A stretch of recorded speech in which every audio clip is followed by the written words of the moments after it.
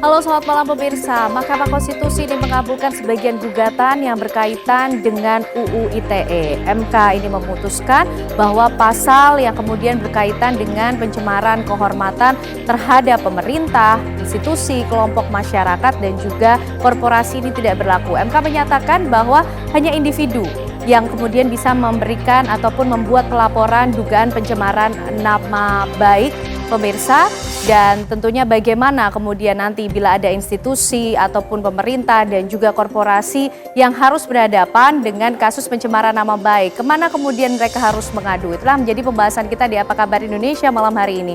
Bersama saya Kenana. Dan bersama saya Vena Kintan, kami juga akan hadirkan sejumlah informasi lainnya yang akan menemani Anda pemirsa, termasuk juga dalam peringatan Hari Buruh ini kami ajak Anda kembali memantau bagaimana situasi terbaru di sejumlah daerah aksi unjuk rasa yang dilakukan oleh para pendemo hari ini. Dan selengkapnya kita mulai Apa Kabar Indonesia malam untuk Anda.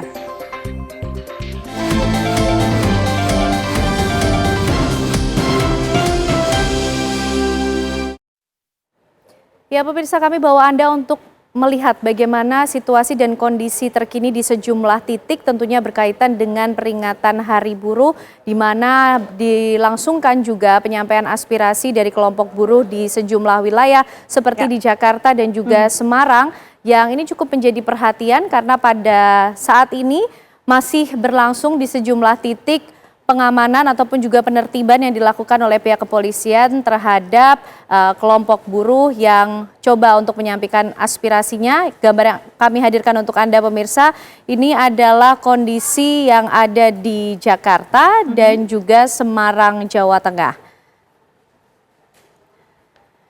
Ya, yang Anda saksikan saat ini pemirsa adalah salah satu kondisi yang ada di Jakarta di depan gedung DPR dan juga di depan Gerbang Pemuda Senayan, Jakarta, di mana terlihat sejumlah anggota kepolisian ini tengah berupaya untuk bisa membubarkan massa yang menyampaikan aspirasi mereka dalam peringatan Hari Buruh pada hari ini. Dan malam hari ini bisa kita lihat bahwa massa ini sudah membubarkan diri dengan damai, dan dari layar kaca Anda pemirsa, Anda bisa melihat ada pihak kepolisian yang masih terus berjaga di lokasi, baik itu di depan gedung DPR RI maupun di gedung Pemuda.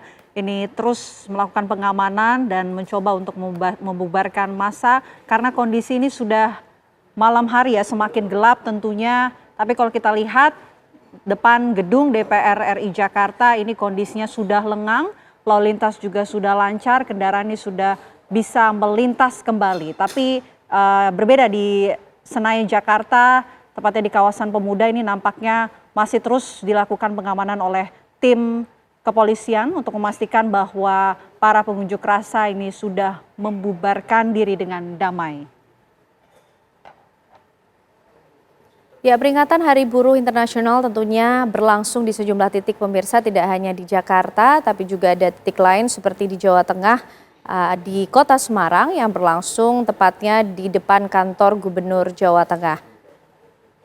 Sejumlah massa tentunya yang berasal dari kelompok buruh ini coba menyuarakan aspirasinya. Dan sampai sore hari ini pemirsa, polisi yang berjaga masih terus berupaya untuk bisa membubarkan aksi unjuk rasa yang berlangsung di sejumlah titik. Ya pemirsa, memperingati Hari Buruh, sejumlah elemen buruh ini menggelar aksi unjuk rasa di sejumlah daerah seperti di Yogyakarta, Mojokerto, Jawa Timur, dan juga Makassar, Sulawesi Selatan. Beragam tuntutan ini disampaikan dalam aksi unjuk rasa para buruh, diantaranya menolak PHK sepihak, naikkan upah buruh, serta menolak Omnibus Law.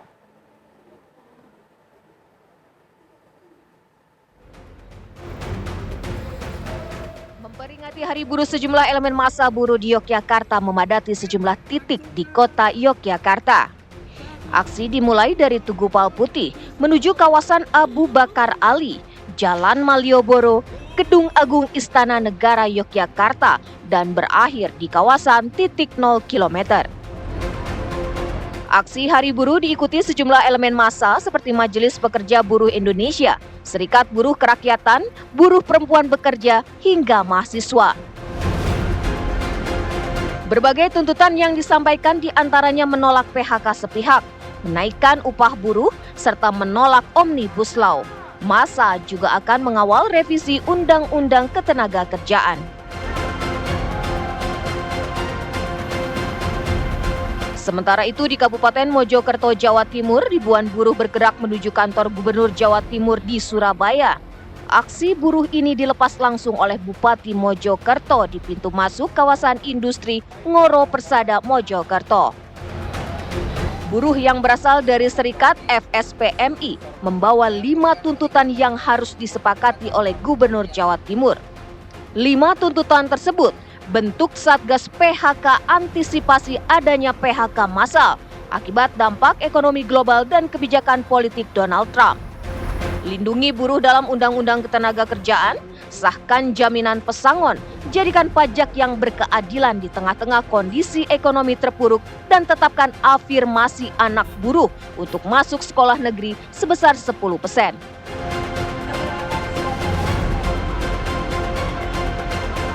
Di Makassar, Sulawesi Selatan, masa aksi dari Konfederasi Serikat Nusantara melakukan long march dari kawasan industri Makassar menuju kantor Dinas Tenaga Kerja Kota Makassar, dilanjutkan ke bawah jembatan layang Jalan AP Veterani dan kantor DPRD Sulawesi Selatan. Grand isu yang dibawa oleh KSN Sulsel pada May Day 2025 ini adalah Indonesia Darurat. Rakyat bekerja bergerak, hancurkan oligarki ekonomi politik kapitalisme. Sejumlah tuntutan dalam aksi buruh yakni menuntut pembuatan Undang-Undang Ketenagakerjaan yang adil, tolak PHK massal, kepastian kerja terkait upah nasional tanpa membedakan wilayah. Untuk menjaga keamanan agar Unras May Day 2025 berjalan kondusif, Polda Sulsel menurunkan 5.300 personel. Dari Yogyakarta, Mojokerto, Jawa Timur, Makassar, Sulawesi Selatan, TV One mengabarkan.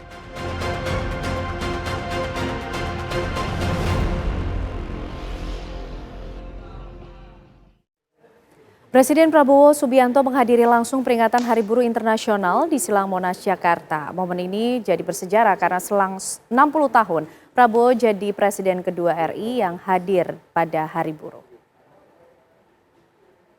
Pak Prabowo Subianto akan hadir di tengah-tengah kita semua dalam Hari Buruh.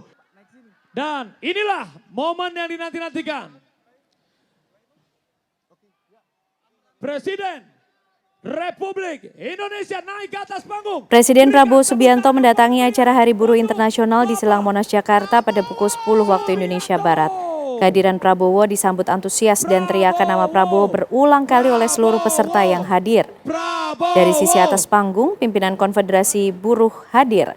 Terlihat pula Ketua Lembaga Negara dan jajaran Menteri Kabinet Merah Putih. Prabowo mengucapkan selamat Hari Buruh Internasional dan meminta dukungan untuk sama-sama menyelamatkan kekayaan bangsa Indonesia. Acara ini dihadiri lebih dari 200.000 buruh beserta keluarganya serta masyarakat luas yang berasal dari Jabodetabek dan sekitar wilayah seperti Purwakarta, Karawang, Serang, hingga Cilegon. Momen ini menjadi bersejarah karena selama 60 tahun terakhir, Prabowo menjadi Presiden kedua Republik Indonesia yang menghadiri Hari Buruh setelah Presiden Soekarno.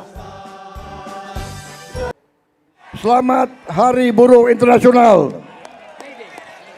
May Day, semoga Tuhan Maha Besar melindungi kita semua.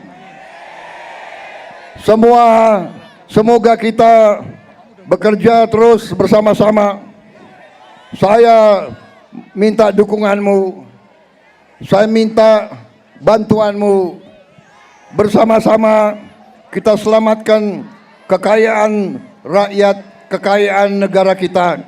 Kekayaan rakyat, kekayaan negara harus dinikmati oleh seluruh rakyat Indonesia. Kami hadirkan informasi lainnya untuk Anda, pemirsa. Kecelakaan lalu lintas ini terjadi di depan Taman Makam Pahlawan di Jalan Jenderal Sudirman, Kecamatan Patalasang, Kabupaten Takalar. Gambar yang Anda saksikan saat ini, pemirsa, adalah rekaman video amatir milik warga yang memperlihatkan kecelakaan lalu lintas yang terjadi antara sebuah truk dengan mobil minibus. Kecelakaan ini bermula saat kedua kendaraan melaju beriringan dari arah Makassar menuju Jeneponto.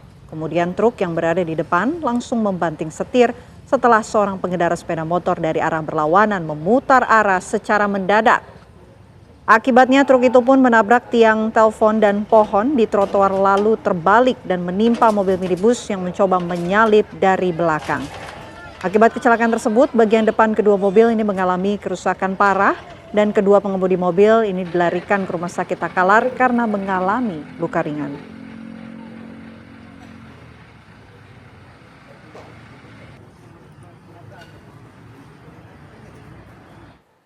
Ya pemirsa, sebuah truk bermuatan penuh semen terguling di Jalan Kiai Haji Soleh Iskandar, Kota Bogor, Jawa Barat pada Kamis pagi.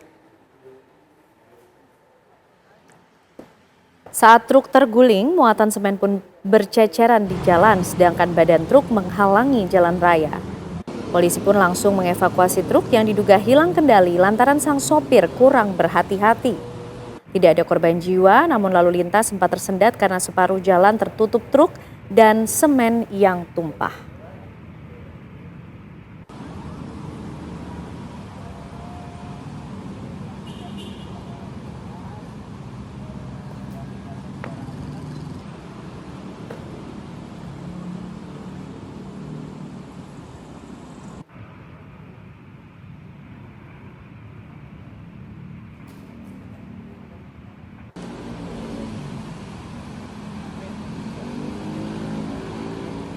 Ya, jelang keberangkatan ke Tanah Suci, ratusan jemaah calon haji yang tergabung dalam kelompok terbang pertama dari berbagai embarkasi mulai masuk asrama haji. Ya, berbagai persiapan dilakukan jemaah dan juga petugas haji.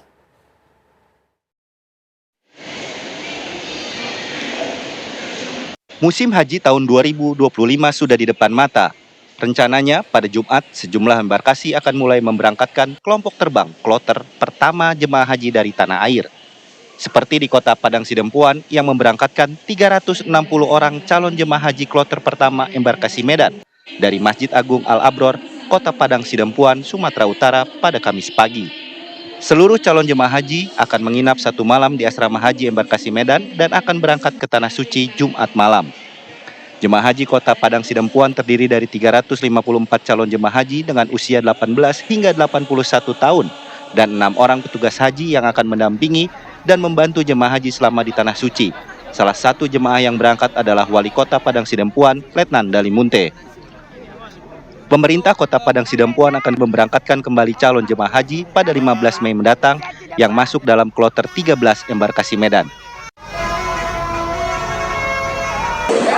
Kloter pertama asal Tulung Agung, Jawa Timur sudah tiba di Asrama Haji Sukolilo, Surabaya, Kamis pagi. Kedatangan 445 jemaah haji dan 5 petugas haji kloter pertama asal Tulung Agung ini disambut oleh Kepala Kanwil Kemenak Jawa Timur. Para jemaah memang diwajibkan bermalam di Asrama Haji Sukolilo, Surabaya karena harus menjalani pemeriksaan kesehatan, pemberian dokumen dan gelang haji, serta pengarahan yang dilakukan Panitia Penyelenggara Ibadah Haji atau PPIH Embarkasi Surabaya.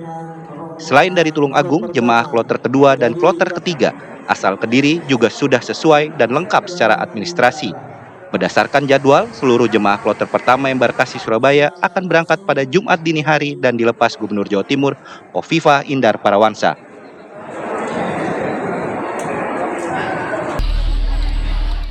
Sementara itu, isak tangis keluarga mengiringi pelepasan keberangkatan 393 jemaah calon haji asal Kota Tangerang, Banten di halaman Masjid Raya Al-Azom pada Kamis siang. Untuk musim haji tahun 2025 ini, Kota Tangerang memberangkatkan calon jemaah haji sebanyak 1.943 orang yang terbagi menjadi 7 kloter keberangkatan. Pada kloter pertama Tangerang ini tercatat seorang jemaah haji tertua berusia 90 tahun 6 bulan yang bernama Kamiem. Kamiem sendiri telah menunggu selama 8 tahun untuk dapat berangkat ke Tanah Suci menuntaskan rukun Islam kelima ini. Ia akan berangkat bersama anaknya sebagai pendamping yang akan membantunya selama beribadah haji menggunakan kursi roda karena tak sanggup lagi berjalan akibat terjatuh. Dari Padang Sidempuan, Sumatera Utara dan Tangerang, Banten, tim TV One mengabarkan. Dan pemirsa, untuk mengetahui keberangkatan jemaah haji kloter pertama yang akan berangkat ke Tanah Suci, kami sudah terhubung bersama rekan-rekan kami. Ada di Syamsul Ma'arif yang berada di Makassar, Sulawesi Selatan. Selanjutnya juga ada rekan kami Zinedine Duhan yang berada di Jakarta. Kita menuju ke Makassar, Sulawesi Selatan. Ada Syamsul Ma'arif di sana. Syamsul, bisa Anda gambarkan seperti apa jalannya keberangkatan jemaah haji di sana? Baik, Venaken dan pemirsa, saat ini saya berada di Asrama Haji Sudia Makassar, embarkasi Makassar, dan di sini memang rencananya sekitar pukul 8 waktu Indonesia Tengah nanti atau pukul 20 waktu Indonesia Tengah nanti akan dilakukan pelepasan secara simbolis yang akan dilepas oleh Gubernur Provinsi Sulawesi Selatan di aula keberangkatan, dan karena memang rencananya pada pukul 2 dini hari nanti akan diberangkatkan kloter pertama jemaah haji embarkasi Makassar. Ada 393 jemaah termasuk 7 jemaah petugas pendamping jemaah yang akan diberangkatkan dini hari nanti. Jemaah calon haji kloter pertama ini berasal dari kota Makassar dan sudah melakukan sejumlah persiapan. Nantinya sekitar 15 menit lagi mereka akan berkumpul di aula keberangkatan untuk melakukan persiapan untuk pelepasan yang akan dilepas oleh Gubernur pada pukul 8 nanti, dan nantinya disusul akan diberangkatkan kloter 2, jumlahnya sama 393 calon jemaah haji asal Kabupaten Pindrang yang akan diberangkatkan pukul 2 dini hari itu Jumat besok. Nah, kloter pertama ini yang akan diberangkatkan pukul 2 dini hari rencananya soal akan tiba di Madinah pada pukul 11:20 waktu setempat. Sementara untuk kloter 2 rencananya insya Allah akan tiba di Madinah pada pukul 15:30 waktu setempat. Dan untuk tahun ini di embarkasi Makassar melalui asrama haji Sudang ini akan diberangkatkan 15.000 lebih jamaah yang berasal dari 8 provinsi termasuk Sulawesi Selatan dan Indonesia Timur, tentunya diantaranya ada Sulawesi Tenggara, kemudian Sulawesi Barat, Maluku Utara, Papua dan Papua Barat. Memang umumnya 8 provinsi ini akan bergabung di embarkasi Makassar untuk diberangkatkan. Dan selain Gubernur Provinsi Sulawesi Selatan, nantinya tentunya akan ada sejumlah muspida lainnya yang akan melakukan pelepasan. Dan saat ini saya berada di depan salah satu aula, yakni Wisma Rauda. Di sini jemaah haji diinapkan untuk sementara setelah mereka melewati sejumlah proses penerimaan, termasuk dengan pemeriksaan kesehatan, pemeriksaan barang-barang yang akan mereka bawa. Dan juga jemaah haji yang ada di sini sambil menunggu waktu keberangkatan, mereka juga mencoba untuk membiasakan diri memakai fasilitas-fasilitas di dalam pesawat. Ada miniatur-miniatur yang mereka bisa pelajarkan. Tentunya menuju ke jemaah haji membutuhkan perjalanan yang cukup panjang, sehingga warga yang masih belum terbiasa untuk menggunakan pesawat tentunya harus menyelesaikan diri dengan menikmati fasilitas-fasilitas yang ada di tempat ini. Dan di sini memang petugas kepolisian termasuk juga dengan petugas pengamanan dari asrama haji Sudiang ini melakukan penjagaan yang ketat, karena biasanya memang banyak warga ataupun keluarga-keluarga ingin mengantar keluarga mereka masuk ke dalam, namun tentunya akan dibatasi di bagian depan saja. Itu dulu informasi yang kami sampaikan dari Asrama Haji Sudiang Makassar. Kita kembalikan ke rekan-rekan di studio. Terima kasih Syamsul Ma'arif mengabarkan dari Makassar, Sulawesi Selatan. Kita juga akan lihat bagaimana situasi keberangkatan haji kloter pertama bersama rekan kami Zinedine Duhan di Jakarta. Duhan, silakan. Proses pelepasan jamaah haji yang akan melaksanakan ibadah haji di tahun 2025 atau 1446 Hijriah ini sudah mulai dilaksanakan, yang mana para jamaah ini sudah mulai memasuki ke aula utama ini yang berada di Asrama Haji Pondok Gede. Tentunya nanti pada setelah dilakukannya proses pelepasan yang nanti akan langsung dilepas oleh Menteri Agama Nasaruddin Umar dan juga didampingi oleh Komisi 7 DPR RI nantinya atau Komisi 8 DPR RI nantinya akan dilakukan pemberangkatan dengan menggunakan bis seperti itu. Nah, di belakang saya ini sudah terdapat beberapa bis yang nantinya akan digunakan untuk mengangkut jamaah menuju ke Bandara Internasional Soekarno-Hatta, karena memang dijadwalkan ini untuk kloter pertama, tepatnya untuk jamaah untuk kloter JKG 1 ini embarkasi Jakarta 1 nantinya akan diberangkatkan pada pukul 00.45 waktu Indonesia bagian Barat dengan maskapai Garuda Indonesia menuju ke Bandara Amir Muhammad bin Abdul Aziz yang berada di Madinah. Lalu untuk situasi jamaah sendiri saat ini jamaah sudah masuk ke aula yang mana total ini ada 393 jamaah yang akan diberangkatkan pada malam hari ini. Namun untuk dari segi jumlah sendiri tentunya sudah ada 7.514 jamaah ini yang mulai datang atau masuk ke asrama haji sebelum nantinya akan diberangkatkan pada esok hari. Nah, kami masih akan terus memantau bagaimana nanti prosesnya jalan pelepasan para jemaah haji yang akan diberangkatkan atau jamaah kloter pertama yang akan diberangkatkan ke Madinah pada malam hari ini. Ken. Inaidin Duha atas laporan Anda. Sebelumnya juga ada Syamsul Ma'arif dari Makassar, Sulawesi Selatan. Terima kasih rekan-rekan. Ya pemirsa, Kepala Kantor Komunikasi Kepresidenan atau PCO Hasan Nasbi sepertinya tak mampu bertahan lama menjadi kepanjangan lidah Presiden Prabowo Subianto. Kami akan hadirkan selengkapnya untuk Anda dalam Ulas Tuntas usai jeda. Kepala Kantor Komunikasi Kepresidenan atau PCO Hasan Nasbi sepertinya tak mampu bertahan lama menjadi kepanjangan lidah Presiden Prabowo Subianto. Baru 8 bulan menjabat, Hasan Nasbi memutuskan undur diri dari kursi RI 33. Urgensi keberadaan PCO pun kini dipertanyakan usai Prabowo menunjuk langsung Mensesnek Prasetyo Hadi sebagai jubir yang baru. Lantas bagaimana nasib PCO sepeninggal Hasan Nasbi?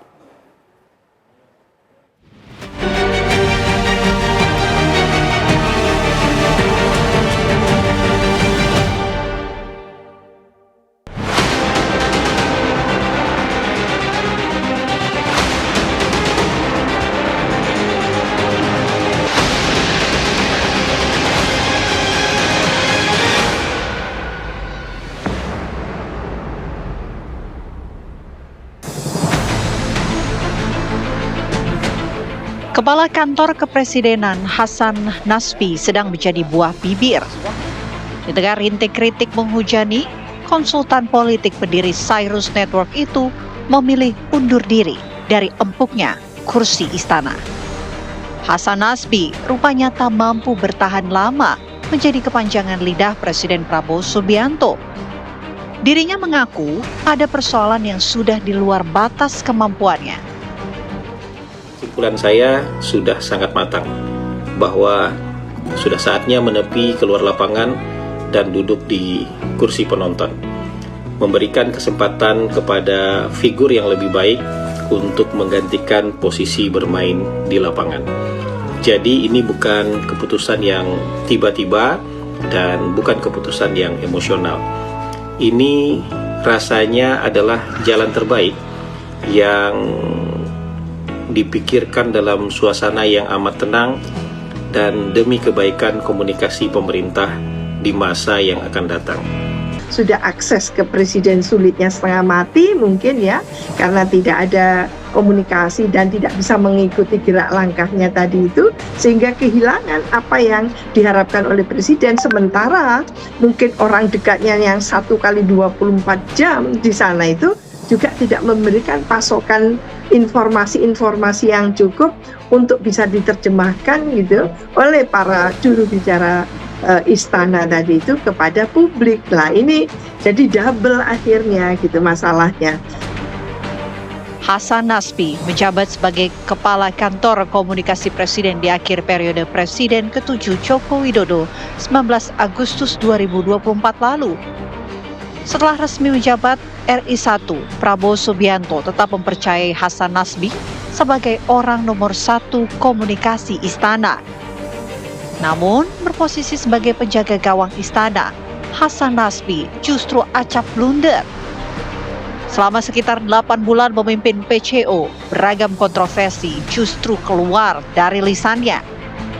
Dan yang paling menuai sorotan tajam saat Hasan Nasbi mengomentari teror kepala babi ke salah satu media.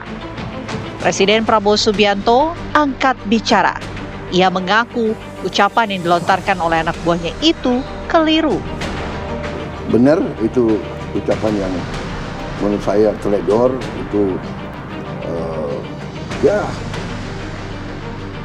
keliru itu, ya, saya kira beliau menyesal. Tapi ini alasan yang saya bisa kasih adalah mungkin ya karena baru dalam posisi pemerintahan yang selalu disorot. Tak berselang lama, setelah gaduh ucapan Hasan Nasbi soal teror kepala babi, Kepala Negara lantas menunjuk Menteri Sekretaris Negara Prasetyo Hadi untuk menjadi juru bicara Presiden. Hasan Nasbi pun akhirnya menyerahkan surat pengunduran dirinya sebagai RI 33 kepada Presiden Prabowo pada 21 April 2025. Klunya begini, Bapak Presiden sudah kami laporkan mengenai adanya rencana pengunduran diri dari Kepala PCO, Bapak Hasan Nasbi. Tapi beliau menyampaikan bahwa saya akan mempelajari terlebih dahulu. Tapi akan dirikan Pak surat pengunduran diri? Belum, kan mau dipelajari. Iya, mau dipelajari itu kan maknanya macam-macam. Apa maknanya? Maknanya dipelajari itu apa? Ya, bisa jadi maknanya kan beliau, mohon maaf ya, misalnya bisa saja kan tidak berkenan Pak Hasan Nasbi mundur. Kita tunggu keputusan dari Bapak Presiden. Loh, baru dipelajari sudah ditanya siapa yang mau ganti. Memang kan salah satu koreksi dari Presiden adalah masalah komunikasi. Terus terang kan Presiden melakukan self correction kan kemarin itu.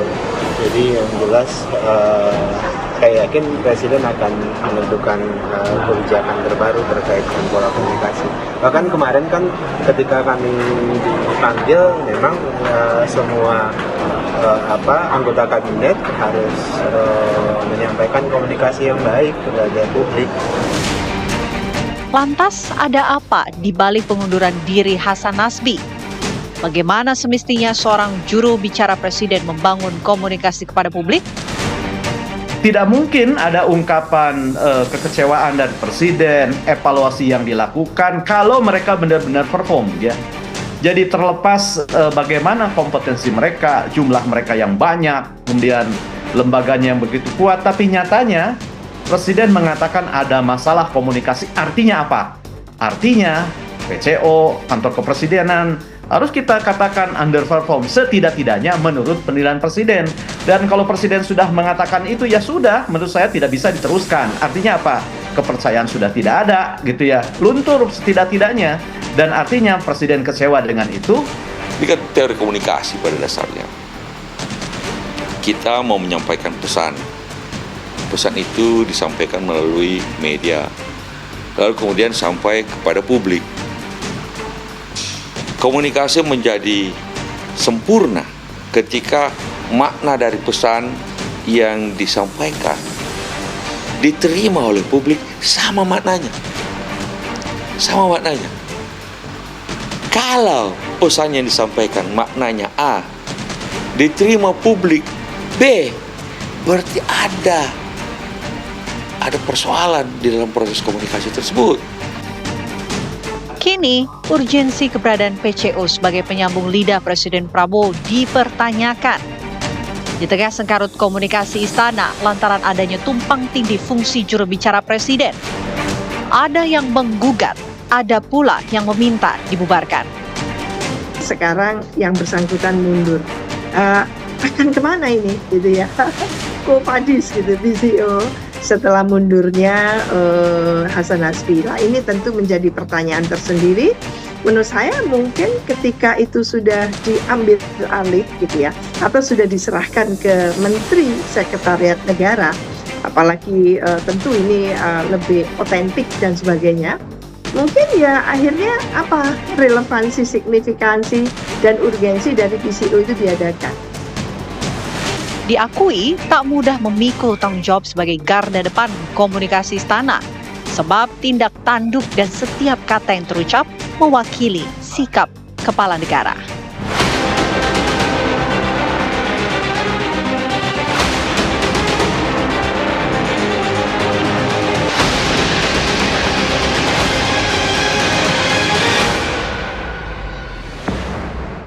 Pemirsa, Mahkamah Konstitusi mengabulkan sebagian gugatan yang berkaitan dengan pasal Undang-Undang ITE. MK ini memutuskan bahwa pasal yang kemudian mencemari ataupun juga menyerang kehormatan tidak berlaku untuk pemerintah, kelompok masyarakat maupun juga korporasi. MK juga memutuskan hanya korban individu yang kemudian bisa membuat pelaporan atas dugaan pencemaran nama baik. Lantas kemana pemerintah, kelompok masyarakat dan juga korporasi harus mengadu bila kemudian berkaitan ataupun juga terkena dalam kasus dugaan pencemaran nama baik? Itu akan menjadi pembahasan di Apa Kabar Indonesia Malam untuk Anda. Usai jeda.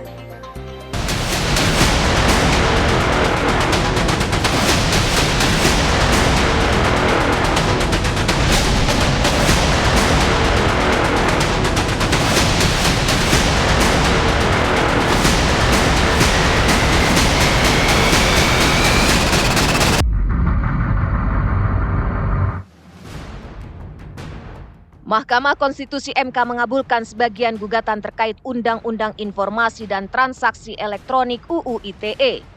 MK mengubah sejumlah pasal dalam UU ITE tersebut.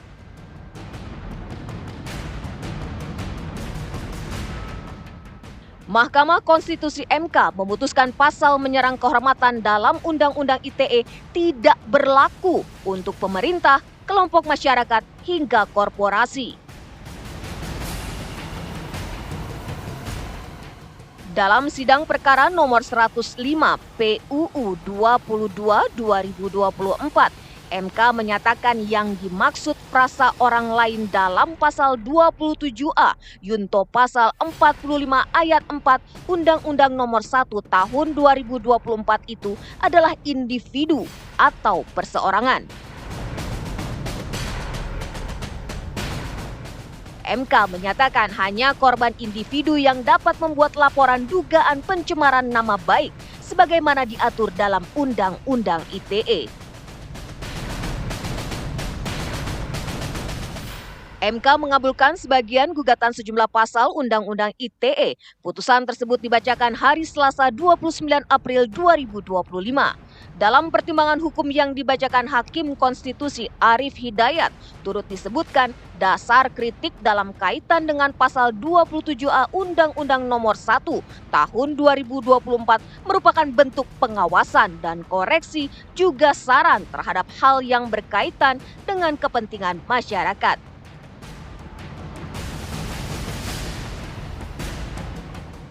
Lalu bagaimanakah bila terjadi pencemaran nama baik sebuah institusi, korporasi atau jabatan yang disebabkan oleh berita bohong?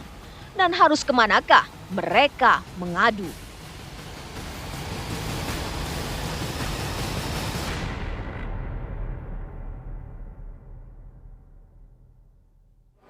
Ya, pemirsa, Mahkamah Konstitusi ini mengabulkan sebagian gugatan dalam pasal yang berkaitan dengan Undang-Undang ITE. MK ini memutuskan bahwa pasal yang berkenaan dengan hal-hal yang menyerang kehormatan ini tidak berlaku untuk pemerintah, kelompok masyarakat maupun juga korporasi. Dan MK ini juga memutuskan bahwa hanya korban individu yang kemudian bisa membuat laporan atas dugaan pencemaran nama baik. Lantas bagaimana nasib pemerintah, kelompok masyarakat maupun juga institusi dan juga korporasi ketika mereka berhadapan dengan kasus pencemaran nama baik yang disebabkan oleh adanya berita bohong. Kemana kemudian mereka ini harus mengadu? Itu yang akan menjadi pembahasan kita malam hari ini, tentunya bersama dengan sejumlah narasumber yang sudah hadir di Apa Kabar Indonesia Malam. Pemirsa, ada Pak Arianto Sutadi tentunya bergabung bersama kita. Selamat malam Pak Arianto, sehat? Selamat malam Mbak. Sehat ya Pak?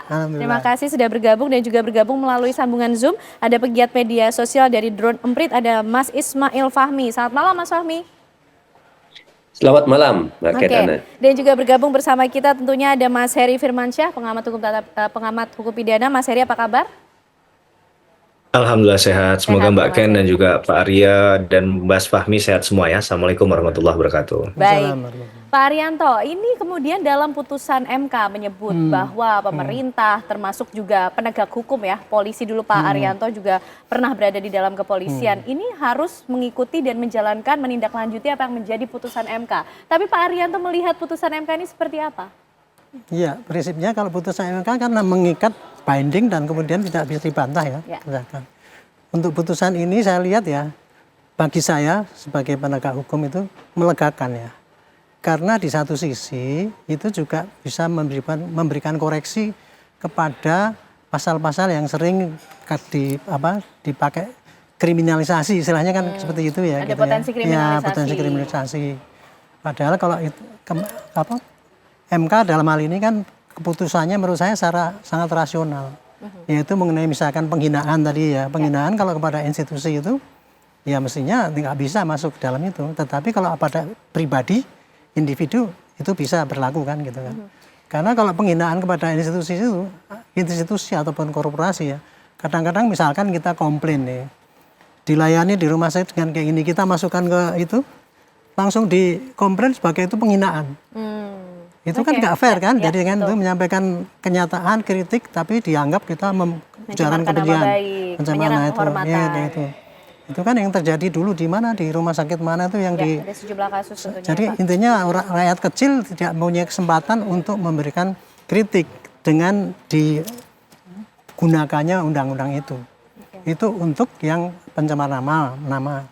Sama juga dengan institusi itu. Nah, kalau untuk pencemaran nama ini juga peringatan pada masyarakat ya. Kalau kita memberikan kritik itu harus dengan cara yang baik. Jadi di satu sisi masyarakat juga dengan adanya penetapan MK yang seperti ini, jangan kemudian wah kita bebas ngomong seenak sendiri. Saya kan kritik kebebasan berpendapat, tapi isinya menghujat orang dengan kata-kata kasar. Nah, itu masih saya kira itu harus tetap menjadi ranah daripada undang-undang yang bisa diterapkan kalau memang caranya itu tidak damai dan kemudian itu. Jadi kita jangan ngambilnya cuma sepotong doang gitu ya. Wah ini bebas gitu. Itu yang saya panahnya begitu. Baik, Mas Fahmi sebagai pegiat media sosial tadi Pak Arianto mengatakan MK mengambil keputusan ini agar pasal-pasal ini tidak dikriminalisasi, membuka ruang bagi publik menyampaikan kritik yang baik tentunya. Tapi juga harus punya kesadaran dari masyarakat pengguna media sosialnya sendiri supaya tidak menggunakan kebebasan itu secara liar, tetap memiliki etika yang baik. Bagaimana Mas Fahmi? Jadi benar, sebetulnya kalau kita lihat ya dari data Downgrade terkait dengan keputusan MK ini diterima sebagai sebuah kemenangan ya, sangat positif. Ini pertama kali kita lihat sangat positif sehingga karena mereka melihat itu banyak berbagai kasus sebelumnya. Seperti tadi disampaikan oleh Pak Arianto ya, dari ada Ibu Prita itu dulu Pak ya. Menyampaikan kritikan, keluhan, itu kemudian dianggap sebagai pencemaran nama baik terhadap institusi korporasi, dan beberapa kasus yang lain dianggap sebagai pencemaran nama baik buat pemerintah misalnya gitu. Nah hal seperti itu kan sering terjadi, dan ini yang saya kira yang perlu dilakukan berikutnya adalah supaya masyarakat ada batas, ya kan? Jangan melihat bahwa ini seperti mereka kemudian bebas melakukan apapun, menyampaikan hal-hal kadang-kadang bentuknya betul-betul pencemaran nama baik kepada individu misalnya gitu, atau mereka melakukan defamation seperti tadi. Dan ini harus ada batasnya. Batasnya seperti ini kan kadang harus diedukasi. Dan saya lihat tuh dari data percakapan, ini yang menarik adalah media percakapan tentang isu ini ya, MK kemudian mengabulkan sebagian gugatan tadi, itu oleh media-media besar itu banyak dipublikasikan, di-share, dan publik banyak mendukung. Jadi narasi dari media ini sangat penting untuk menyampaikan berita baik tadi, sekaligus untuk edukasi. Jadi ketika ada batasan-batasan tadi yang diharapkan ya supaya masyarakat juga hati-hati, itu harus disampaikan juga oleh media, karena saya lihat media itu termasuk mereka ya, di akun-akun media sosial mendapatkan pengaruh yang sangat besar ya, menjadi pengaruh yang sangat besar. Saya kira kenapa ini sangat penting?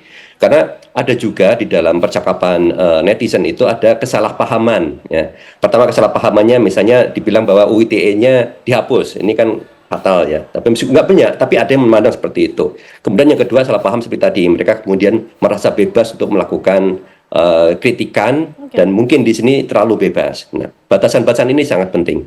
Meskipun demikian, ini merupakan satu kemenangan, mendapatkan apresiasi yang sangat tinggi dari netizen. Mereka juga sangat berterima kasih kepada MK, kepada para aktivis juga ya yang kemudian menyampaikan perjuangannya, yang melakukan perjuangan untuk di Mahkamah Konstitusi ini agar aturan dari UU ITE itu ditegaskan, diperjelas mana sih yang dimaksud dengan penyemaran nama baik, Ya. siapa yang boleh melakukan itu dan siapa yang tidak boleh. Demikian. Oke, baik Mas Fahmi. Mas Heri, MK ini mengabulkan sebagian gugatan Mas dalam pasal Undang-Undang ITE. Ini sudah berada di jalur yang tepatkah? Karena ada sejumlah pasal karet kemudian yang nampaknya juga menjadi perhatian. Tapi ini menjadi salah satu agenda penting yang kemudian diambil keputusan oleh MK, tujuannya untuk memberikan keadilan untuk masyarakat. Nah, tapi nanti bagaimana perjalanan hukum ataupun prosedur hukum yang bisa ditempuh oleh pemerintah, institusi ataupun kelompok masyarakat bila mereka juga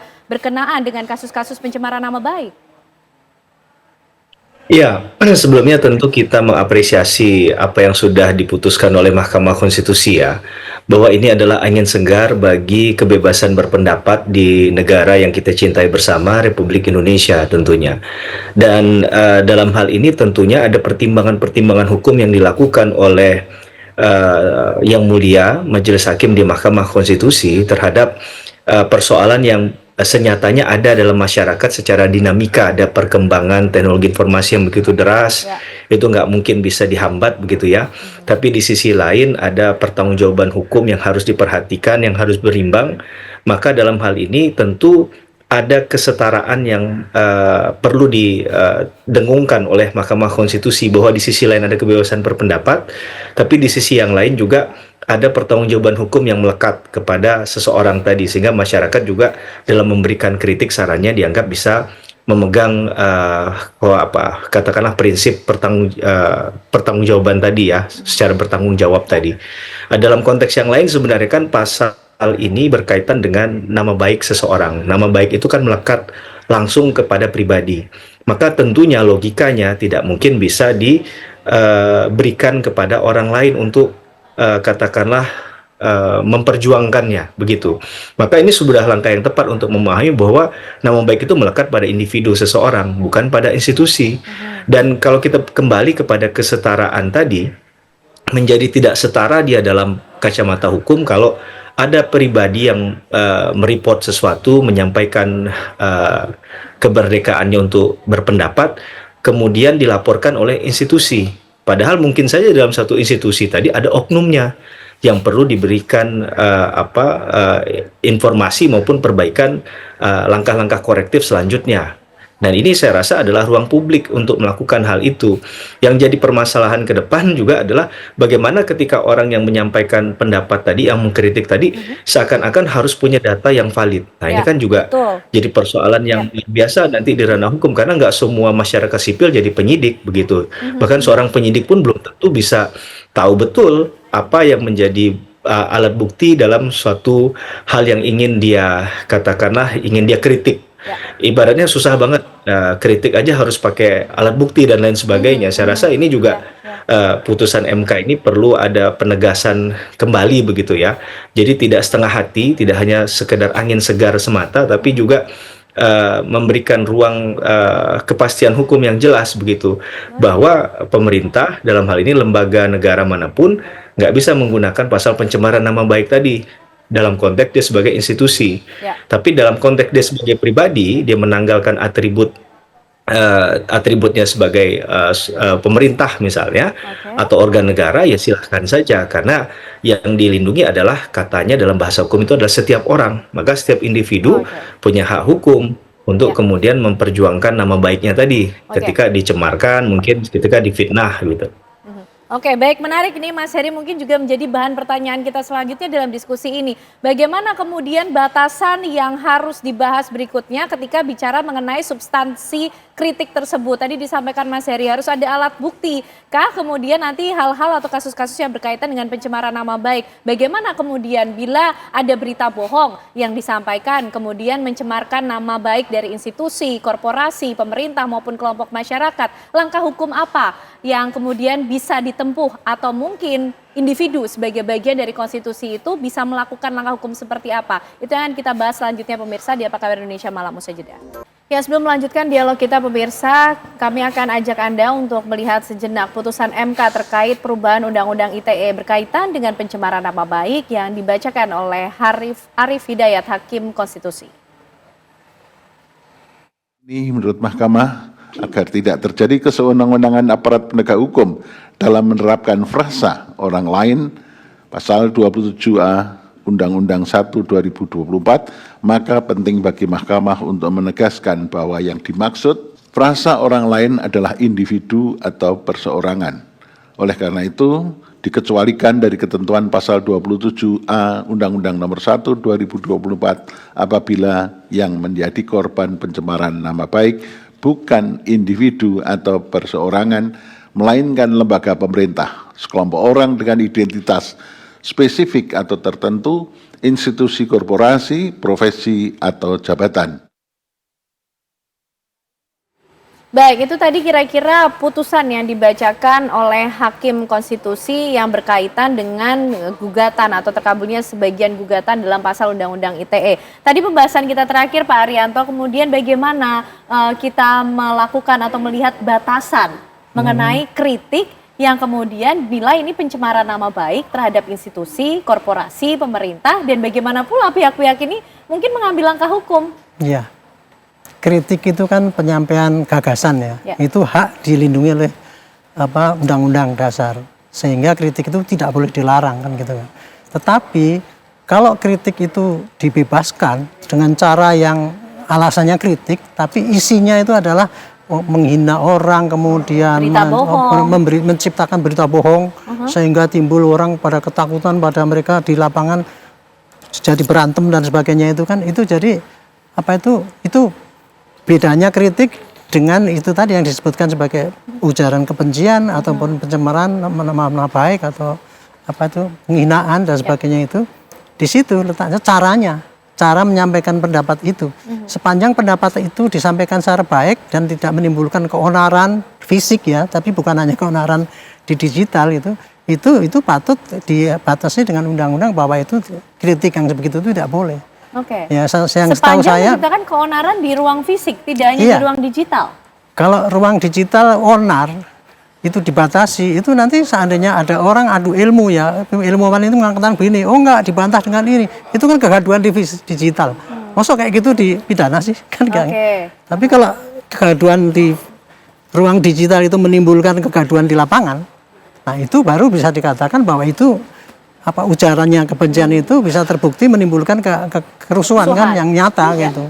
Itu pemahaman saya kayak gitu sih. Oke. Jadi itu pemahaman menurut Pak Arianto, batasan itu tadi ya Pak ya? Jadi yang gampang dinilai oleh masyarakat ya. Tapi kalau pakai kriteria teoritis kan susah sekali. Tapi kalau untuk pencemaran nama itu, kritik itu yang dianggap kritik benar tidak pencemaran nama itu, saya pernah menurut Profesor Seno Aji itu katanya, satu, tidak menghujat, menjelek-jelekan orang yang dikritik, menghina, melecehkan yang sehingga bisa menimbulkan dignity seseorang itu jatuh akibat daripada kalimat-kalimat itu. Jadi kalimat yang malis katanya, yang kasar gitu, itu nggak boleh di situ. Oke, baik. Mas Heri mungkin bisa membantu juga mencoba menerjemahkan apa yang menjadi putusan dari Hakim Konstitusi sebagai bentuk edukasi juga kepada masyarakat. Kritiknya sampai batasan mana, apa yang kemudian dinilai sebagai berita bohong yang kemudian bisa berdampak pada pencemaran nama baik, kerusuhan yang dimaksud dalam putusan MK ini seperti apa Mas Heri? Ya, mungkin ya harusnya ada. Saya tidak mau melangkahi sebenarnya Hakim Konstitusi yang mungkin ilmunya lebih tinggi dari saya secara pribadi ya, tapi tentunya harus ada pembatasan. Misalnya kalau bicara tentang pencemaran nama baik itu lebih kepada sifatnya individual begitu ya, individu seseorang ya, menyerang kehormatan seseorang, pribadi seseorang. Tapi kalau bicara tentang misalnya kinerja gitu ya, seseorang itu bekerja di naungan sebuah lembaga pemerintah, kemudian yang disampaikan poin-poinnya adalah kinerjanya A, B, C, dan D, dan harus ada langkah perbaikan. Saya rasa apakah ini kemudian juga bagian dari sesuatu yang harus dipidana? Ini kan jadi saya rasa jalan masuknya di situ saja. Kalau ini sifatnya individu, tadi ruangnya sudah diberikan oleh Mahkamah Konstitusi kanalnya sebagai benteng terakhir untuk memberikan tafsir terhadap hal-hal yang masih sifatnya pro dan kontra di masyarakat dan sudah di judicial review. Maka putusan Mahkamah Konstitusi ini menjadi guidance bahwa sesungguhnya kalau ini sudah masuk ke ranah pribadi, ya silahkan sesuai dengan deliknya adalah delik aduan, maka yang merasa dirugikan terhadap berita tersebut, terhadap informasi tersebut yang mendatangi pihak polisi misalnya untuk mereport hal itu, melaporkan bahwa ada pelanggaran terhadap hak hukumnya, ada pencemaran nama baik potensi di dalamnya, silahkan saja. Tapi tentunya ini jadi sesuatu yang lebih bermartabat lah, ada kesetaraan. Tadi kalau kita bayangkan tidak ada pembatasan ini oleh Mahkamah Konstitusi, maka dari awal sudah tidak berimbang, Mbak Ken. Ya, lembaga pemerintah versus individu yang melapor, yang mereport ataupun menyampaikan pendapat tadi. Ini kan dari segi kualitas saja sudah nggak berimbang. Maka saya berpikiran bahwa langkah dari Mahkamah Konstitusi untuk lebih menjernihkan persoalan ini adalah dalam kerangka untuk mendudukkan dalam prinsip kesetaraan. Nah, ini yang kadang hilang, Mbak, dalam kita berhadap-hadapan dengan proses hukum ya, baik si pelapor ataupun terlapor, itu kan kadang dilihat dari siapa dia, ya kan, dia pejabat publik atau tidak, dia punya kewenangan, dia punya uang atau tidak. Nah, ini yang kemudian coba untuk dinetralkan kembali oleh Mahkamah Konstitusi lewat putusan ini, sehingga kalaupun Anda beranggapan bahwa ini adalah sesuatu yang salah menurut Anda, versi Anda, ya secara pribadi Anda melaporkan, bukan dalam konteks membawa atribut tadi ya, di mana Anda bernaung dan lain sebagainya, karena itu akan kemudian sebelum masuk ke proses hukum yang lebih serius itu sudah tidak fair lagi. Padahal yang mau kita kejar ini kan fair trial, kalaupun nanti ini masuk ke ranah hukum begitu ya, sehingga tidak ada ewuh pekewuh gitu ya, ketika penyidik ataupun aparat penegak hukum memproses kasus ini. Begitu Mbak Ken. Oke, Mas Heri. Kalau Mas Fahmi, ini kan tujuannya untuk kesetaraan begitu ya, kemenangan bagi publik melihat putusan MK. Tapi Mas Fahmi, bagaimana kita juga melihat, memvalidasi atau menilai serta mengukur kritik-kritik yang mungkin setelah ini implikasinya dampaknya akan semakin banyak kita jumpai kah di sosial media, di ruang digital? Bagaimana juga kita bisa menimbangnya? Ini adalah satu hal yang betul, valid, kritik yang benar, atau hanya berita bohong saja? Sekarang kita lihat ya, yang paling sering terjadi itu di media sosial. Ketika orang tidak puas, mereka menyampaikan ketidakpuasannya. Biasanya disampaikan, layanan A, B, C dari perusahaan X atau institusi tertentu itu kurang memuaskan, ada A, B, C dan seterusnya gitu. Itu kan bentuknya kan kritik ya, dan keluhan. Atau mungkin juga sifatnya tidak menjatuhkan, tapi biasanya mereka lagi protes kan gitu. Nah, hal-hal seperti itu sebetulnya sudah sangat sering terjadi. Kalau kita bicara aspek yang lain ya, di dalam ilmu komunikasi.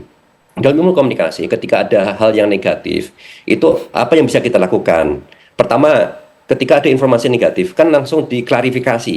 Jadi kalau kita menunggu proses hukum kan sebetulnya bisa proses yang lama kan. Harus mengajukan dulu, butuh waktu yang lama, sehingga informasi itu sudah menyebar kemana-mana misalnya. Dan yang paling efektif sebetulnya ketika ada informasi yang tidak benar misalnya, atau kritikan lah misalnya gitu ya, atau misinformasi atau ketidakpahaman tentang sesuatu yang disampaikan oleh netizen kepada institusi. Institusi bisa langsung merespon. Nah, responnya ini kan paling sering terjadi bisa membantu dengan sangat cepat. Misalnya mungkin ada layanan tidak bagus. Pertama, kalau memang layanan tidak bagus kan bisa jadi bukan niatnya untuk menjatuhkan gitu, tetapi protes, bisa minta maaf misalnya kayak gitu, kemudian akan diperbaiki, dan ini kan meningkatkan kepercayaan publik kepada institusi itu. Atau misalnya ada kebijakan yang tidak tepat, dan apakah benar kebijakannya tidak tepat? Kalau memang ternyata tidak benar, yang bisa dilakukan saat itu adalah menyampaikan ini loh yang sudah kita lakukan, faktanya, datanya seperti apa gitu. Dan itu saya sudah sering lihat sebetulnya kritikan publik kepada institusi pemerintah misalnya kayak gitu, kementerian, lembaga tertentu, dan kadang-kadang mereka kan punya tim media sosial, tim komunikasi, bisa melihat mana yang negatif, mana yang positif. Yang negatif itu apakah benar atau salah ya. Yang salah pun kadang-kadang juga isinya hoax misalnya kayak gitu, kan tidak langsung semuanya harus mengarah ke hukum. Tapi lewat komunikasi publik itu bisa sangat cepat, jauh lebih cepat gitu. Dan sering terjadi di dalam kontestasi narasi, berarti ya, kontestasi narasi di media sosial, mereka publik lah atau netizen yang kadang-kadang dia menyampaikan informasi pendapat dia nggak tepat, setelah ditunjukkan data yang benarnya seperti apa, netizen yang lain akan mendukung kok, kadang akan mendukung institusi pemerintah atau lembaga yang diserang lah ibaratnya kayak gitu ya, sehingga jadi lebih positif kan buat lembaga tadi. Jadi ini salah satu teknik yang bisa dilakukan di luar hukum, ya. Kalau di dalam hukum, makanya ini yang dikhawatirkan oleh netizen adalah ketika mereka menyampaikan kritik saja, misalnya saya naik kereta nggak puas, kemudian atau dianggap sebagai menjatuhkan nama baik atau merugikan institusi kereta, ini kan jadi khawatir kita gitu. Jadi kita bisa lebih kreatif habis ini saya kira tim komunikasi atau media sosial untuk menjawab tuh kritikan-kritikan dari publik dan membedakan mana yang hoax dan yang bukan. Oke, baik. Berarti putusan Hakim Konstitusi ini tentunya justru juga menjadi bahan pembelajaran ya bagi institusi, pemerintah ataupun kelompok masyarakat untuk bisa memperbaiki komunikasi publik. Nah, komunikasi publik semacam apa kemudian yang harus dilakukan? Karena ini juga menjadi concern dari para penegak hukum juga, Pak Arianto Sutadi mungkin yang kemudian harus menjalankan putusan Hakim MK yang selama ini berkaitan juga dengan kepentingan publik pada umumnya. Tapi nanti tentunya kami akan hadirkan jawabannya untuk Anda pemirsa sesaat lagi. Baik, kita akan lanjutkan perbincangan pemirsa malam hari ini tentunya menyikapi atau melihat apa yang menjadi putusan dari Hakim Konstitusi yang mengabulkan sebagian gugatan dari pasal Undang-Undang ITE. Mas Heri, ini kalau tadi dari Mas Fahmi menyatakan tidak harus melulu memikirkan bagaimana langkah hukum, bisa dilakukan dengan perbaikan komunikasi publik, kemudian dilakukan dengan klarifikasi sebagai salah satu upaya menjaga nama baik begitu ya. Nah, tapi ketika putusan ini sifatnya sudah mengikat, harus dilaksanakan. Bagaimana dengan institusi, korporasi, jika mereka tetap ingin mengambil langkah hukum, Mas? Ketika berurusan dengan kasus-kasus pencemaran nama baik yang ditimbulkan oleh berita bohong. Ya, tentunya mereka tetap harus taat dan patuh pada putusan Mahkamah Konstitusi ya. Bahwa ini tidak berlaku dalam konteks tertentu, ada subjek-subjek yang sudah disebutkan. Tapi ketika bicara tentang pribadi, tadi ada kanal lainnya, ya silahkan saja itu ditempuh. Jadi memang hal itu sudah diberikan ruangnya oleh Mahkamah Konstitusi saya rasa. Dan ini patut kita cermati juga bahwa ketentuan dari pencemaran nama baik di Undang-Undang ITE kan sebenarnya lahir dari genus lex generalisnya di pasal 310 dan 311 KUHP. Dan itu pun sudah cukup banyak memakan korban dalam tanda petik ya, orang-orang yang sebenarnya hanya memberikan pure kritik kemudian akhirnya ditarik ke ranah pidana. Padahal dalam prinsipnya Mbak Ken, pidana itu kan bisa dilihat dalam kacamata dia sebagai ultimum remedium, sebagai upaya terakhir, sebagai last resort. Berarti tidak harus selalu pidana yang pertama. Dan dalam konteks yang lain bisa jadi primum remedium, kasus pembunuhan, korupsi, nggak bisa pakai prinsip ultimum remedium. Tapi dalam konteks ini saya rasa narasi yang lebih tepat adalah menempatkan hukum pidana bukan sebagai primum remedium, tapi sebagai ultimum remedium dia. Jadi masih ada pilihan langkah-langkah lain yang bisa diselesaikan. Kalau misalnya diberikan kritik terhadap kinerja dan itu di luar dari konteks pribadi dan memang bicara base-nya adalah kinerja saja dan bukan menyerang secara kehormatan, saya rasa ya klarifikasi begitu ya, informasi untuk disampaikan kepada publik itu penting dalam konteks transparansi, akuntabilitas. Ini kan adalah asas-asas penyelenggaraan umum pemerintahan yang baik misalnya. Dalam konteks korporasi kalau tadi adalah sifatnya bukan di luar dari konteks pemerintah misalnya, ya dia bisa menempuh jalur yang tadi sudah disampaikan berkali-kali oleh Mahkamah Konstitusi, silahkan pilih melalui jalur individu tadi, tapi jangan mengatasnamakan, menggunakan katakanlah sarana dan prasarana fasilitas yang melekat ketika ini tidak berbicara sebagai konteks perkara individu. Itu yang sebenarnya diingatkan oleh MK berkali-kali dalam putusan ini. Kita bisa membedakan dalam konteks itu mana kasus pribadi, mana yang di luar dari hal tersebut yang basisnya adalah kinerja. Saya rasa ini yang penting untuk diingatkan ya dalam putusan Mahkamah Konstitusi tadi, sehingga kita bisa membedakan perkara ini sebenarnya bisa berkaitan dengan ranah pidana atau memang ada jalur-jalur atau kanal lain yang sebenarnya masih bisa ditempuh dan itu jauh lebih punya nilai kemanfaatan, karena bicara tentang hukum kan nggak hanya bicara tujuannya adalah kepastian hukum dan keadilan, tapi juga kemanfaatan. Manfaat nggak sih kalau perkara semacam ini kemudian diproses melalui jalur pidana yang tentu pasti menggunakan alat-alat kelengkapan negara ya. Tentu ada biaya kos yang akhir munculnya di sana. Kemudian kalau kita bicara asas peradilannya, ini bisa nggak dilakukan dengan cepat, sederhana dan biaya ringan. Dan ini kan tentunya yang menurut saya jadi berkebalikan dengan hakikat hukum acara pidana yang dibangun dengan asas tadi. Jadi saya rasa kita mulai bisa memilah-milih lah secara arif dan bijaksana mana kasus yang memang ini harus ditempuh dengan jalur pidana, mana yang tidak, karena prinsip dari pidana juga kan menestapakan orang, menderitakan orang. Apakah kalau cuma sekedar memberikan kritik kemudian harus berujung pada jeruji besi? Dan itu kadang kalau kita lihat ancaman pidananya mengerikan, Mbak Ken. Ada yang sampai bisa 6 tahun, 9 tahun, 12 tahun, misalnya di Undang-Undang ITE dengan menggunakan Undang-Undang ITE tadi ya, cantolannya di Undang-Undang ITE.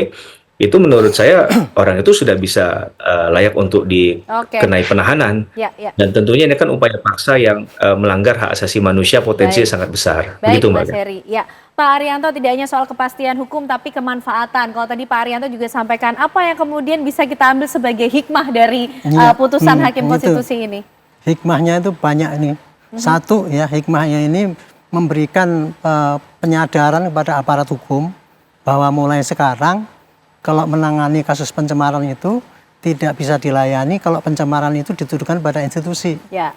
Jadi nggak perlu dilayani karena itu bukan pidana. Kecuali kalau pencemaran itu pada pribadi, seorang itu ya menyebutkan, ya itu barulah bisa dilayani untuk mencari dalam proses hukum. Yang nomor satu. Yang kedua, di sisi lain, dalam memberikan kritik, meskipun dikasihkan kebebasan seperti itu, harus dengan cara-cara yang baik ya, sehingga tidak nanti masuk dalam kategori pencemaran nama itu.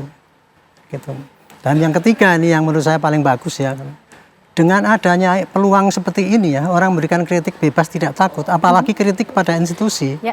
Institusi kita tuh sekarang kan semuanya kan banyak korupsinya kan. Oke, itu nah, yang makanya menjadi ini memberi peluang negara besar kepada para whistleblower untuk berani melapor kepada yang berwajib apabila ada institusi yang kurang bagus kerjanya itu, tanpa harus takut nanti kemudian dianggap sebagai pencemaran nama institusi itu tadi.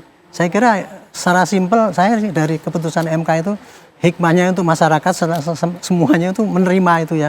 Polisinya juga terima, dari aspek para pelaku yang tadinya tidak sengaja kalau itu melanggar sekarang sudah jelas bahwa itu melanggar. Yang terakhir yang tadinya itu sebetulnya tidak melanggar tapi takut-takuti kriminalisasi itu melaporkan mengenai institusi itu, mereka sekarang bebas daripada ancaman itu. Mudah-mudahan dengan ini maka makin banyak whistleblower, makin banyak kritik yang membangun dengan cara yang baik, maka negara kita akan lebih bagus. Itu yang menjadi tujuan utamanya sebetulnya ya Pak Arianto. Mas Fahmi, apakah itu sudah mulai tergambar di ruang digital kita mengenai gambaran hikmah positif yang tadi Pak Arianto sampaikan? Harapannya semakin banyak kritik yang membangun yang bisa disampaikan. Mungkin kita juga bisa melawan korupsi lewat tindakan nyata yang lebih banyak lagi. Itu sudah mulai terlihat kah Mas Fahmi? Kalau dari peta social network analysis ya tadi sempat ditampilkan bagaimana percakapan netizen terkait dengan Mahkamah Konstitusi dan UIT ini sudah mulai tampak gitu ya. Jadi ada beberapa influencers baik itu khususnya dari individu, mereka menyampaikan berita gembira ini, dan artinya biasanya mereka itu aktivis ya, dan aktivis mereka melihat bahwa yang selama ini menjadi kekhawatiran karena sebagian dari mereka juga paling tidak minimal pernah mendapatkan somasi atau pernah dilaporkan, itu menjadi sesuatu yang bisa dilakukan dalam bentuk kritikan, karena mereka biasanya mereka sudah cukup cerdas ya membedakan antara defamation, menyerang individu atau menyerang atau kritik ya kepada institusi. Nah ini satu. Kemudian yang kedua, betul tadi Pak Arianto sampaikan hal-hal yang membedakan antara kritik kepada institusi atau mungkin serangan kepada individu, ini nantinya akan menjadi bahasan yang sangat menarik, menjadi bahan edukasi buat publik juga, sehingga mereka itu kan bisa tidak asal nyerang, karena bagaimanapun ketika mereka menyerang individu itu masih bisa kena ya UU ITE atau mungkin undang-undang yang lain, saya nggak terlalu paham tentang itu, tapi masih kena. Tetapi mereka akhirnya bisa fokus kepada kritiknya, fokus kepada kebijakannya, fokus kepada institusinya, seperti itu, dengan bisa membedakan antara individu dan objek atau subjek yang lain tadi. Ini bisa membuat obrolan atau diskusi ya di media sosial jadi lebih berkualitas. Kritikannya pun juga lebih berkualitas.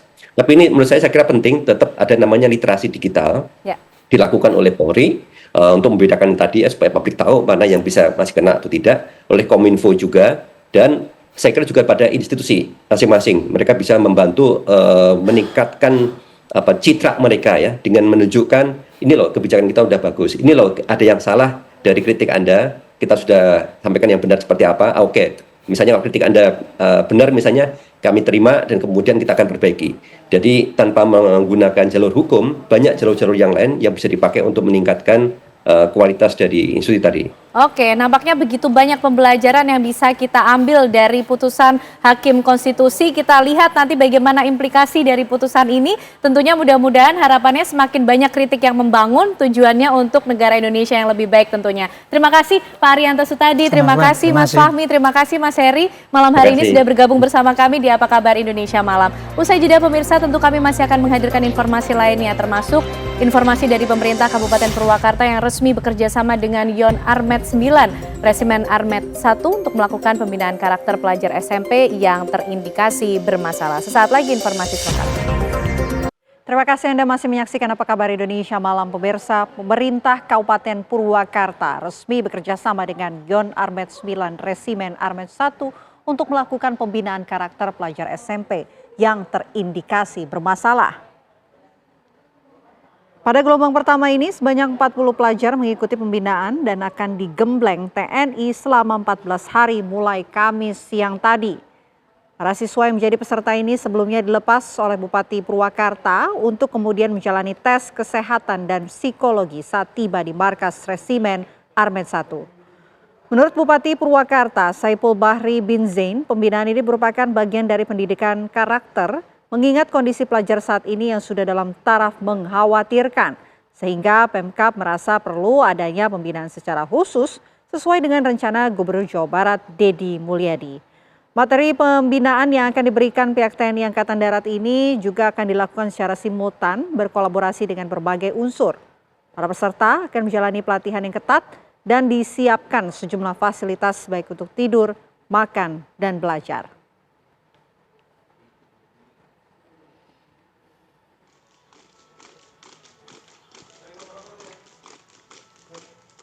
Korban meninggal pesta miras oplosan warga binaan di Lapas Kelas 2A Bukit Tinggi, Sumatera Barat terus bertambah. Hingga siang tadi korban meninggal bertambah 2 orang. Sebelumnya 1 warga binaan dilaporkan meninggal dunia. Kasus keracunan warga binaan usai mengkonsumsi miras oplosan yang terbuat dari bahan pembuat parfum terus bertambah. Hingga siang tadi pemirsa, korban meninggal menjadi 2 orang. Sebelumnya puluhan warga binaan Lapas Kelas 2A Bukit Tinggi, Sumatera Barat keracunan setelah menggelar pesta minuman alkohol oplosan. Dari insiden tersebut 1 orang dilaporkan meninggal, sementara 22 lainnya dirawat di rumah sakit. Sementara itu Polres Bukit Tinggi telah melakukan olah tempat kejadian perkara dan mengumpulkan keterangan serta menyita sejumlah barang bukti.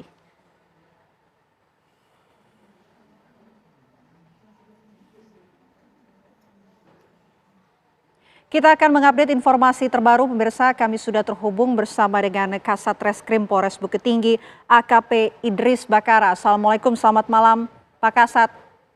Selamat malam Mbak. Pak Kasat, ini ada puluhan korban ya. Informasi terbaru yang diterima oleh pihak kepolisian seperti apa Pak?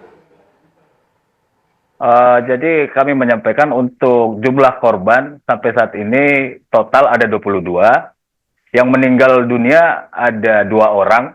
Yaitu pada hari Rabu yang atas nama Ilham, usia 35 tahun, pada pukul 16.30. Itu yang hari pertama. Untuk yang hari kedua, hari ini, ada pada pukul 08.50 atas nama Ali Akbar, 34 tahun, Mbak. Yang dikonsumsi oleh para korban ini korban sebenarnya lain, untuk miras korban jenis lain, apa, Mbak, Pak? sementara yang gimana, Mbak? Miras oplosan yang dikonsumsi oleh para korban ini sebetulnya miras jenis apa, Pak?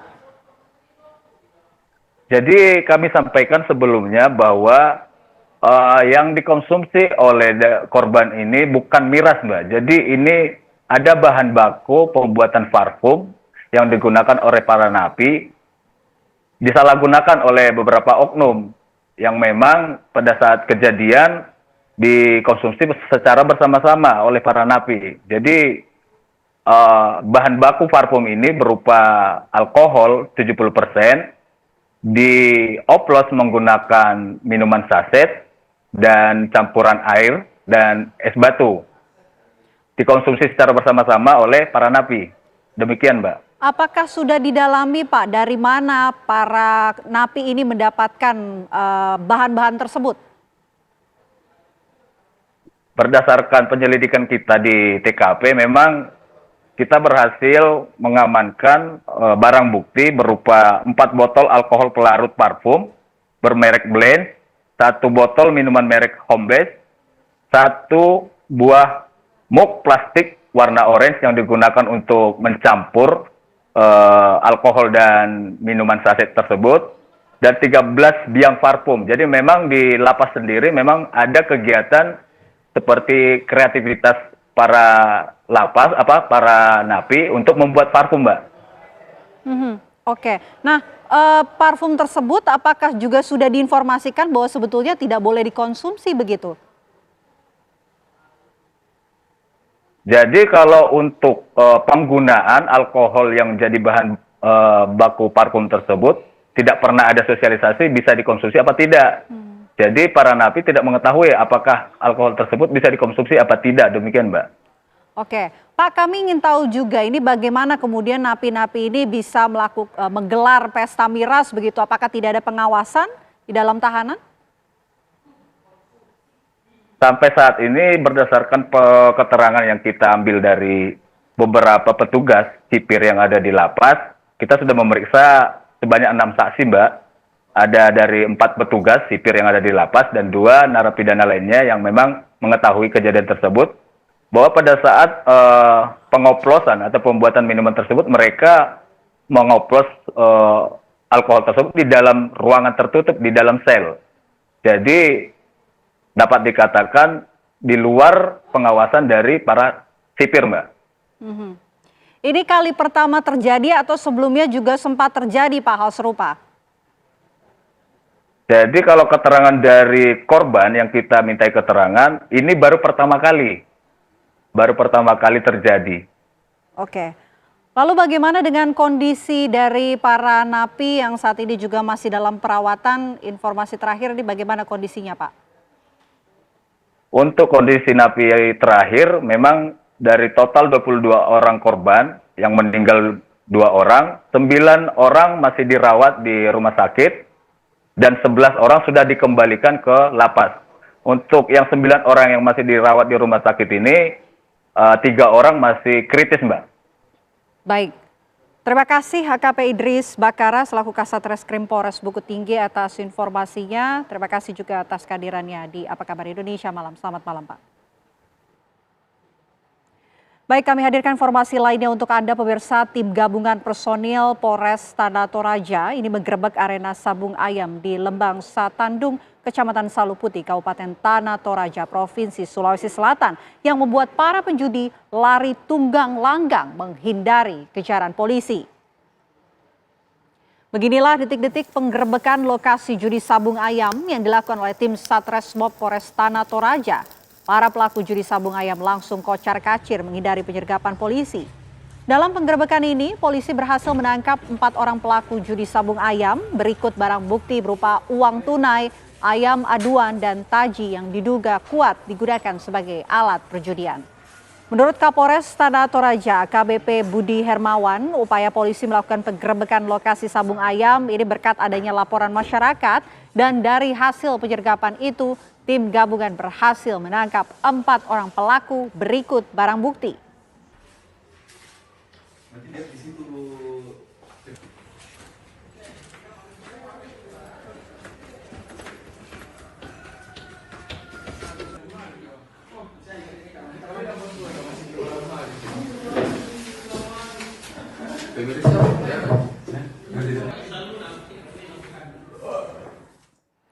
Ratusan warga desa Mojo Agung, Kabupaten Pati, Jawa Tengah rela berdesak-desakan berebut mendapatkan gunungan hasil makanan. Kami akan hadirkan untuk Anda sesaat lagi. Terima kasih Anda masih menyaksikan Apa Kabar Indonesia Malam, pemirsa. Ratusan warga desa Mojo Agung di Kabupaten Pati, Jawa Tengah ini rela berdesak-desakan berebut mendapatkan gunungan hasil bumi yang diyakini membawa keberuntungan dan keberkahan.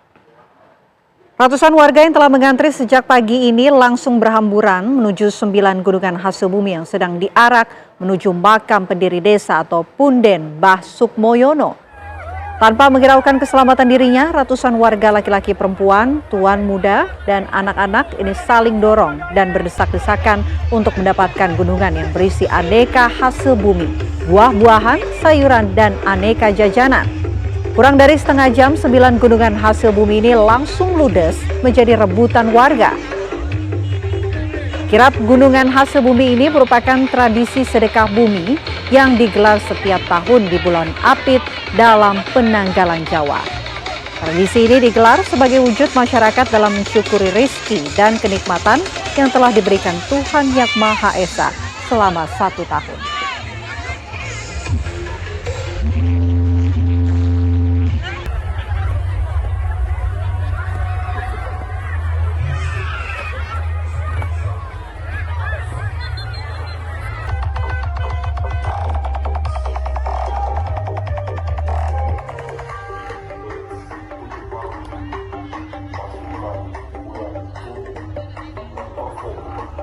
Baik pemirsa, sejenak kita menuju ke kantor Kementerian Agama karena kita akan melihat bagaimana pelepasan kloter pertama asrama haji yang akan diberangkatkan malam hari ini. Kita langsung menuju ke kantor Kementerian Agama. Yang tidak sesuai dengan jemaah haji yang telah diperkirakan sebelumnya, dan itulah nanti menimbulkan banyak masalah. Tapi mudah-mudahan tahun ini insya Allah sesuai dengan pengamatan kami kemarin, dimulai dari Madinah, kemudian juga ke Jeddah, tempat mereka itu mendarat, kemudian juga bus yang akan mengantarkan ke Mekah atau ke lokasi-lokasi yang bersangkutan nanti itu insya Allah semuanya sudah bagus. Termasuk juga Arafah, yang Musdalifah dan Mina, teman-teman di sana sudah siap, termasuk juga dapur kami agak sedikit memang lebih rigid ya, bahwa ya sampai ada yang mengatakan kok Pak Menterinya mengurusi hal-hal yang recehan, yang sepele, yang bawah seperti ini. Itu bagi kami itu lebih baik daripada nanti kami hanya menerima laporan dari bawah tapi tidak sesuai dengan fakta dan kenyataan. Nah kemudian juga kami ingin menyampaikan kepada jamaah yang mungkin tidak melalui jalur formal. Saya diwanti-wanti oleh Menteri Haji ya. Peraturan di Saudi Arabia sekarang super ketat. Jangan sampai nanti ada yang tidak memegang visa haji tapi nekat untuk melakukan perjalanan ke Makkah, itu nanti akan berhadapan dengan petugas. Sebagai ilustrasi ya, para pemirsa, saya hanya keluar dari hotel di Zamzam kemarin, itu langsung dijemput oleh polisi di situ, Pak, ini kalau tidak punya visa haji tidak bisa masuk di haram. Saya tidak pernah melihat tanah haram di Masjid Haram itu kosong, sehingga orang bebas mencium Pak, bahkan mencium Hajar Aswad. Itu hanya satu salat fardu, itu hanya satu baris ya, satu saf. Kenapa nggak bisa masuk? Even itu adalah warga Saudi sendiri. Kenapa? Karena begitu ketatnya pemeriksaan. Taswifnya itu luar biasa. Nah karena itu saya menghimbau kepada warga masyarakat bangsa Indonesia agar hati-hati, jangan sampai tergiur dengan pujukan-pujukan ada yang menjanjikan, dan itu dendanya ada. Kalau itu nanti ditangkap, itu peraturan yang saya baca kemarin itu didenda dengan setara 400 juta rupiah dan kemudian juga dipenjara atau 10 tahun memang tidak akan pernah bisa diizinkan untuk masuk di tanah suci. Nah ini jangan sampai terjadi. Yang terakhir sebagai pengantar saya adalah terutama yang berangkat pertama ini save energinya. Jadi energinya itu di saving ya, jangan sampai nanti mengumbar energinya, pokoknya dipaksakan diri untuk melakukan arba'in walaupun kurang sehat. Akhirnya nanti pada hari hanya tidak bisa berbuat apa-apa karena sakit. Jadi saya minta pada kloter pertama ini jangan memaksakan dirinya untuk sampai begadang, mengaji dan seterusnya. Tetap kita beribadah, tapi pada saat yang bersamaan ukur kesehatan kita juga. Jangan sampai nanti boros energi di sunat tetapi habis waktu untuk melakukan kewajiban. Jangan mengedepankan sunat daripada yang wajib. Nah, inilah harapan kami semuanya, dan sekali lagi terima kasih kepada media baik yang ada di sini maupun rekan-rekan media yang ada di Tanah Suci sekarang. Dan mungkin kali inilah paling banyak media yang kami libatkan, karena bagi kami media adalah partner yang sejati untuk menyempurnakan pelaksanaan ibadah haji. Terima kasih. Mungkin ada rekan-rekan dari tambahan nanti bisa ditanyakan. Silakan. Ya, itu dia tadi pemirsa pernyataan disampaikan oleh Menteri Agama yang menyampaikan persiapan ketika prosesi pelepasan jemaah haji menuju ke Tanah Suci. Kami hadirkan informasi lainnya di Apa Kabar Indonesia Malam. Ini ada sebuah mobil yang jatuh ke jurang usai terseret banjir di Jalan Nasional Penghubung Kota Sungai Penuh Sumbar via Tapan. Beginilah pemirsa kondisi minibus milik Dirut PDAM Tirta Kayangan Kota Sungai Penuh usai terseret banjir yang berisikan material sampah. Peristiwa ini bermula saat mobil ini melintas pada malam hari dari arah Sumbar menuju Kota Sungai Penuh. Kondisi pada saat kendaraan melintas sedang turun hujan yang cukup lebat. Saat sampai di lokasi kejadian, minibus yang berisikan satu keluarga berjumlah 3 orang ini menerobos genangan air yang dipenuhi sampah yang menumpuk di jalan dan mengalami slip sehingga mobil tak bisa bergerak. Tak diduga banjir bandang yang berisikan material tumpukan sampah ini menghantam dan menyeret mobil hingga jatuh ke jurang sedalam 200 meter. Beruntung tidak ada korban jiwa dalam peristiwa ini. Banjir bandang yang membawa material sampah sendiri dikarenakan jebolnya tempat pembuangan sampah akhir atau TPA di Renah Padang Tinggi yang tak jauh dari lokasi kejadian. Sempat terjadi antrian panjang kendaraan saat truk sampah ini membersihkan material yang menumpuk di badan jalan.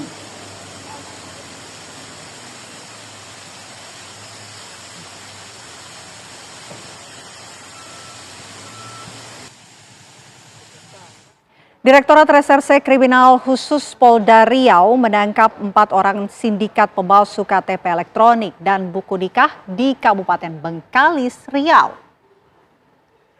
Beginilah pemirsa detik-detik penangkapan seorang tenaga honorer di Dinas Kependudukan dan Pencatatan Sipil atau Disdukcapil Kecamatan Pinggir yang merupakan otak pemalsuan KTP elektronik di Kabupaten Bengkalis, Riau. Dari pengembangan kasus, polisi akhirnya meringkus 3 tersangka lainnya di beberapa lokasi berbeda di Pekanbaru dan Bengkalis. Para pelaku ini berbagi tugas sejak tahun 2024, mulai dari mencari konsumen, penginput data, dan tukang cetak.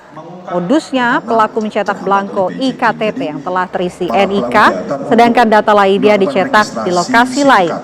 Untuk satu iKTP, komplotan ini mematok harga Rp2,5 juta per KTP. Sedangkan khusus untuk buku nikah, para pelaku memesannya di Bekasi melalui media sosial Facebook yang kemudian diterima tersangka RWY. Buku nikah ini kemudian diserahkan ke R untuk dicetak. Dan akibat ulah para pelaku, sejumlah tindak pidana pemalsuan data pribadi ini terjadi seperti membuka rekening untuk kejahatan penipuan, judi online, dan pinjaman online dengan menggunakan data palsu.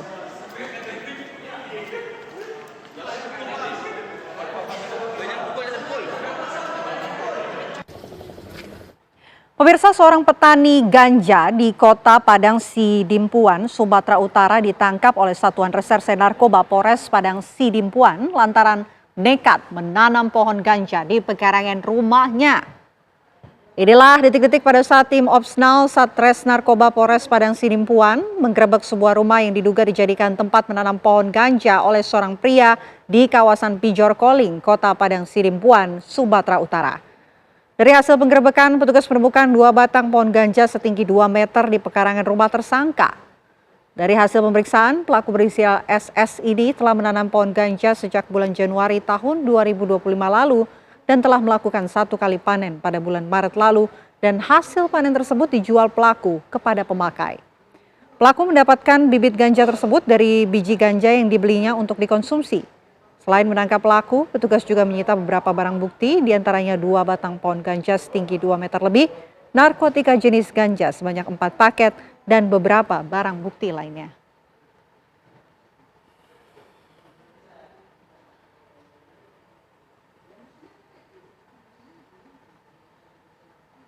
Pemirsa, polisi mengamankan 19 orang untuk dimintai keterangan terkait bentrok dua kelompok warga di kawasan Kemang, Jakarta Selatan. Polisi menyebut senjata yang digunakan salah satu kelompok ini merupakan senapan angin.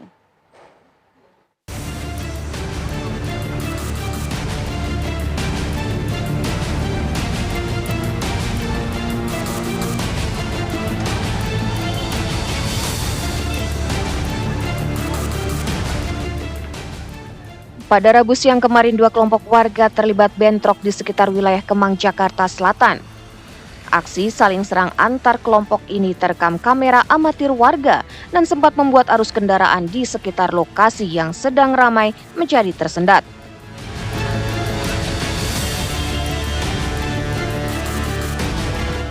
Saat bentrok terjadi, sejumlah orang tampak mengeluarkan senjata laras panjang. Yang belakangan diketahui senjata tersebut adalah senapan angin.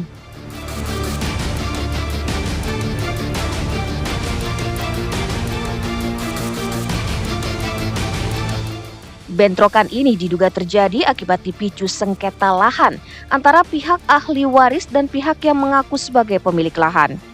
Bentrokan mereda usai petugas kepolisian tiba di lokasi. Usai insiden bentrok antar dua kelompok warga, Polres Metro Jakarta Selatan mengamankan 19 orang yang diduga terlibat bentrok. Ke-19 orang ini dimintai keterangan terkait aksi saling serang yang terjadi pada Rabu siang kemarin. Di video terlihat bahwa senjata laras panjang itu gimana? Kalau kita lihat dari video yang tadi tersebar ya, dan juga diduga itu senapan angin. Iya, sementara kita sudah amankan beberapa orang yang nanti akan kita minta keterangan, kemudian nanti juga akan dipertemukan antara kedua belah pihak. Berapa orang yang diamankan? Kurang lebih ada 19. Di Polres Jakarta Selatan? Di Polres Jakarta Selatan. Dari kepolisian? Dari kepolisian tetap terus akan memproses. Polres Metro Jakarta Selatan dengan cepat menanggapi aksi bentrok di kawasan Kemang, Jakarta Selatan. Kurang dari 24 jam, tim Opsnal Satreskrim Polres Metro Jakarta Selatan berhasil melacak satu unit kendaraan roda 4 berwarna kuning yang diduga digunakan saat bentrok berlangsung. Oi, diam. Polisi, diam. Buka. Boy, buka. Buka. Turun.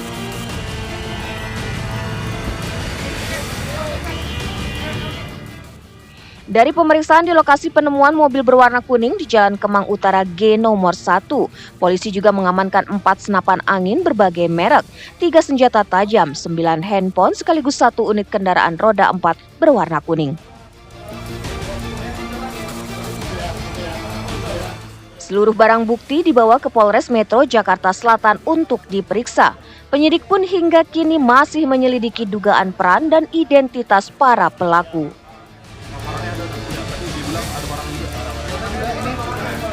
Dari Jakarta, Robin Freddy, TV One mengabarkan.